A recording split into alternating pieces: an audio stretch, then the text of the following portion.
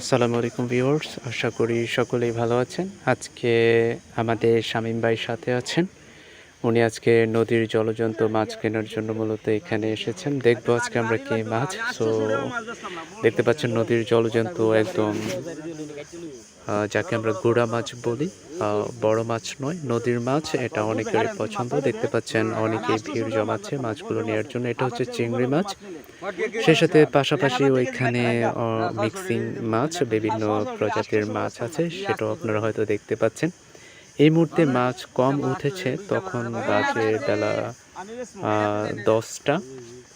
ওই সময়টাতে মাছ কম ওঠে, বিশেষ করে লাকপুর শীতললক্ষা নদীতে সকাল সকাল বেশ ভালো তরতাজা মাছ পাওয়া যায়। সে উদ্দেশ্য করেই মূলত আজকে এখানে আসা, কিন্তু আজকে তেমন বড় মাছ পাওয়া যায় নাই। সেজন্য এখানে দেখেন অনেকে গোড়া মাছ নেওয়ার জন্য অনেকে ভিড় জমাচ্ছিল, কিন্তু দামই মিলছে না বিদায় বলে মাছগুলো দিচ্ছে না। ভালো মোটামুটি একটা দাম বলেছে, তাও দিচ্ছে না। আপনারা দেখতে পাচ্ছেন অনেক মানুষই গোড়া মাছ অবশ্য অনেকেরই পছন্দ। অনেক গোড়া মাছ খেতে পছন্দ করেন, আর গোড়া মাছ কিন্তু স্বাস্থ্যের জন্য খুবই ভালো। দেখতে পাচ্ছেন মোটামুটি ভালো অঙ্কের টাকাই বলেছে মাছগুলো দেওয়ার জন্য, সো তারপরও দিচ্ছে না।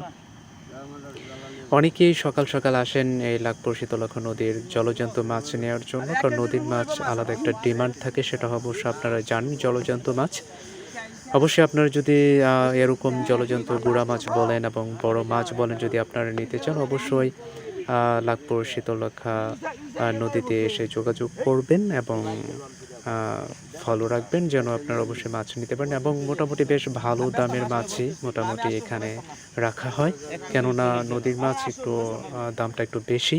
তবে যে নেয় সে অবশ্যই নেয় মাছ যদি পছন্দ হয়।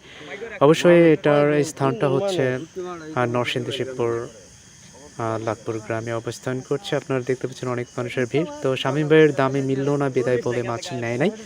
সো দেখতে পাচ্ছেন চলে যাচ্ছে। অবশ্য মাছ নিতে না পারাতে অবশ্যই একটু মনটা দেখতে পাচ্ছেন ভারী হয়ে আছে। সো ব্যাপার না, নেক্সট টাইম ইনশাল্লাহ নেওয়া হবে। তো বন্ধুরা, আশা করি সকলে ভিডিওটি দেখছেন এবং আশা করি ভালো লাগবে। তো সবাই ভালো থাকবেন, সুস্থ থাকবেন। খোদা হাফেজ।